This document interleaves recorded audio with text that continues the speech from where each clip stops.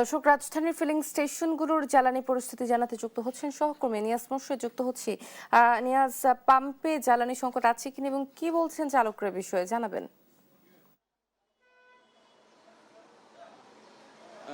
যেমনটি বলছিলেন, আমি সকাল থেকে কিন্তু কয়েকটা পাম্পে কিন্তু আমি ঘুরেছি এবং সকাল থেকে যে পাম্পগুলোতে আসলে ঠিক যে সময় তেল দেওয়ার কথা সেই নির্ধারিত সময়ের আগে থেকেই কিন্তু গ্রাহকদের কিন্তু আসলে একটা লম্বা লাইন, যেটি আমরা বিগত কয়েকদিন যাবত আসলে আমরা দেখতে পাচ্ছি, সেই লম্বা লাইনের চিত্র কিন্তু আজও আসলে তার কমতি নেই। এবং গ্রাহকরা, আমরা দেখেছি আসলে আমি যে পাম্পটিতে দাঁড়িয়েছি এই পাম্পটিতে প্রায় রাত 2:30টা থেকেও কিন্তু আসলে অনেকে এসে সিরিয়াল দিয়েছেন এবং এটি আসলে আপনার ঠিক সকাল 8টা থেকে শুরু হওয়ার কথা রয়েছে এবং সেই 8টা থেকেই আসলে তারা তেল দেওয়া শুরু করেছেন এবং এখনও দেখছেন যে আসলে সিরিয়াল কিন্তু শেষ হচ্ছে না এবং রাসায়নিক পদ্ধতিতে কিন্তু এখানে তেল দেওয়া হচ্ছে। আমরা যদি একটু কথা বলবো এই পাম্পের যিনি দায়িত্ব রয়েছেন তার সাথে, এবং সেই সাথে যদি একটু আপনার কথা বলি যে আপনার তার সাথে একটু কথা বলবো যে আসলে কি অবস্থা পাম্পের, এবং তিনি আসলে ট্যাগ অফিসারের যে সরকার যে ট্যাগ অফিসার দিয়ে দিয়েছে সেই দায়িত্ব তিনি পালন করছেন। একটু কথা বলবো যে কি অবস্থা এখন পাম্পের, এখনও আসলে এই সিরিয়াল এবং আসলে সংকটটা আসলে কোথায়?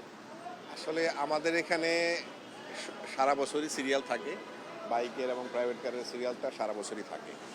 তো এখন কিছুটা বেশি, তো আমাদের সরবরাহের কোনো কমতি নাই, আমাদের পর্যাপ্ত সরবরাহ আছে জ্বালানি তেলের এবং আরও তেল আসতেছে। আমরা সারাদিনই আমরা গ্রাহকের চাহিদা অনুযায়ী জ্বালানি তেল সরবরাহ করতে পারবো, আমাদের এখানে কোনো ঘাটতি নেই।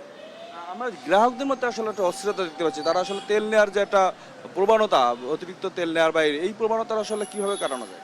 আচ্ছা, কিছুটা উৎকণ্ঠা ছিল, তো এগুলো কিন্তু পর্যায়ক্রমে কমে আসতেছে। সরকার বারবার বলতেছে যে আমাদের পর্যাপ্ত পরিমাণে জ্বালানি তেল আসতেছে এবং উৎকণ্ঠা কিন্তু অনেকটা কমে আসছে এবং আমার মনে হয় যে এটা পর্যায়ক্রমে আরও কমে যাবে। যদি একটা প্রশ্ন করে, আপনি ট্যাগ অফিসারের দায়িত্ব পালন করতেছেন, সেক্ষেত্রে আসলে অন্যান্য যে পাম্পগুলোতে আপনাকে ট্যাগ করে দিয়েছে সেগুলোর পরিস্থিতি যদি আমাদেরকে বলেন। তারা জ্বালানি তেল পাচ্ছে এবং প্রতিদিনই তারা সরবরাহ করে আসছে। আমি গতকালও গিয়েছিলাম, তারা গতকালকেও জ্বালানি তেল পেয়েছে এবং তারা সরবরাহ করতেছে সরকারি নির্দেশনা অনুযায়ী।